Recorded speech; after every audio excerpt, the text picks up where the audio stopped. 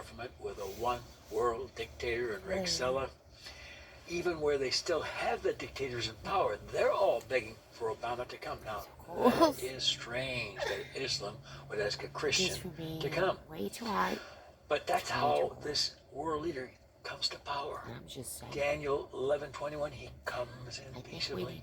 Verse 24, he enters in peaceably. And he makes a 7-year contract in Daniel 9:27. Unless it's a 7-year contract, it's not the Bible one. If they say 7 years, keep your suitcase back that night. Oh, this is exciting stuff. And they have to come to a resolution of dividing the land and allowing the Palestinians to have Jerusalem. And our president says, I'm going to give Jerusalem to the Palestinians. And that is what starts the war I'll describe in a moment in Joel 3:2, because they divided my land. That's God speaking about Israel and Jerusalem. Okay, now, Rexella, this peace plan destroys many people. Daniel 8:25. Why? Because it's a false hope. Oh boy, finally, we've never had peace in the Middle East. It's here. Peace, peace.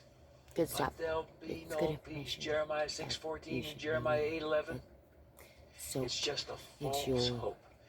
And now like, you know, a your nation SpongeBob, moves. and I'm the ocean. And she's described in Ezekiel 38 verses 1 and 2 as Gog, Magog, Meshach, Tubal, and Rosh.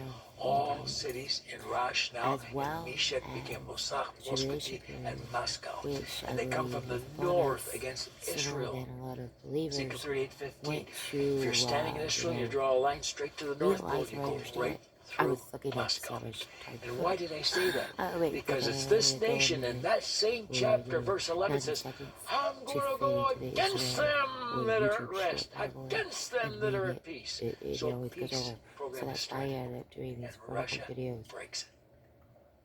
And it's going to be a terrible battle. Because I'm always thinking like... And it's the war of the latter years and latter days, verses 8 and 6. It has to be. There was no Israel until 48 to fight it. That's why I always do these vertical videos, because I'm thinking like... Number of years, 1879, where there was no nation called Israel.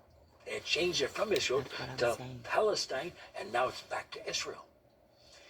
What a day to be alive to see this before our eyes. Well, they're defeated in chapter 39, verses 1, 2, 12, and 13. Then the kings of the East, and there is a block probably united with the Islamic world, 6 to 10 of that 10 division world empire I showed you. They come from China. And it's not just one king's plural. And they move to the area of the Euphrates. And Revelation 9:14-18 describes the greatest war in history. Listen to this. Loose the 4 angels down in the great river Euphrates, where our boys are stationed now in Iraq. For what? To slay a third part of mankind. What a war it's going to be. But the big part is when the kings of the East come. Far greater battle than just Russia, but Russia unites with them with their leftover ragtag army. So there it is, ladies and gentlemen.